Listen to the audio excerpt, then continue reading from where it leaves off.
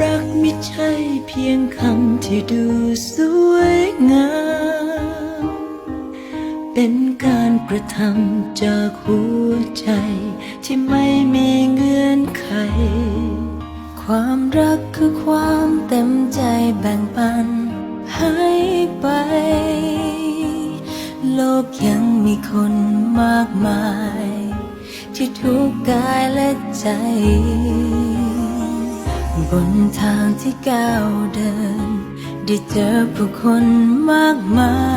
ยถามใจตัวเองว่าพร้อมจะให้อะไรการแบ่งปัน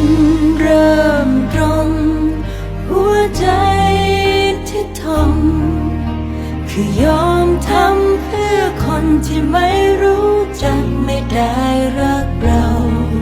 ไม่ต้องหวังสิ่งใดให้ไป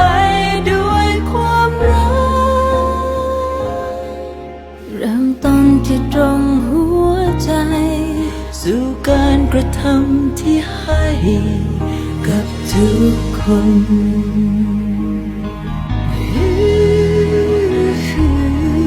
ความรักไม่ใช่เพียงคำที่ดูสวยงามเป็นการกระทำจากหัวใจที่ไม่มีเงื่อนไขความรักคือความเต็มใจแบ่งปันให้ไป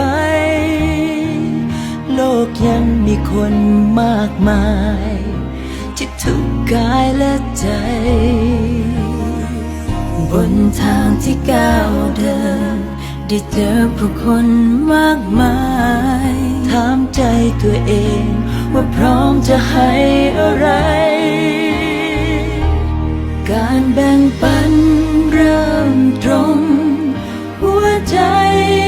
ที่ทนคือยอมทำเพื่อคนที่ไม่รู้จักไม่ได้รักเราไม่ต้องหวัง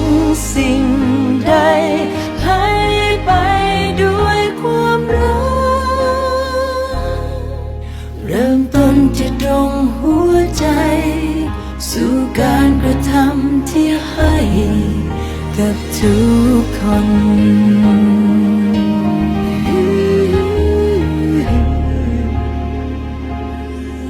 เริ่มต้นที่ตรงหัวใจ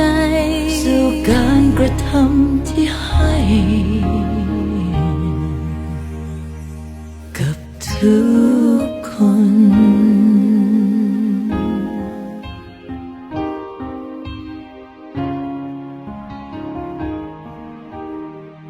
บนทางที่ก้าวเดิน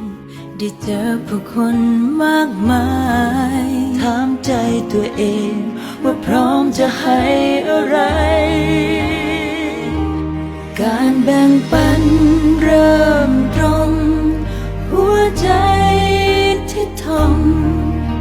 คือยอมทำเพื่อคนที่ไม่รู้จักไม่ได้รักเราไม่ต้องหวังสิ่ง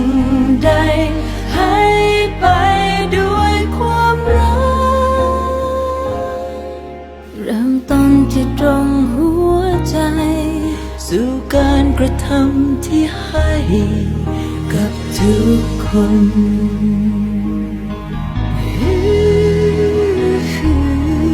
ความรักไม่ใช่เพียงคำที่ดูสวยงามเป็นการกระทำจากหัวใจที่ไม่มีเงื่อนไขความรักคือความเต็มใจแบ่งปันให้ไปโลกยังมีคนมากมายที่ทุกข์กายและใจบนทางที่ก้าวเดินได้เจอผู้คนมากมายถามใจตัวเองว่าพร้อมจะให้อะไร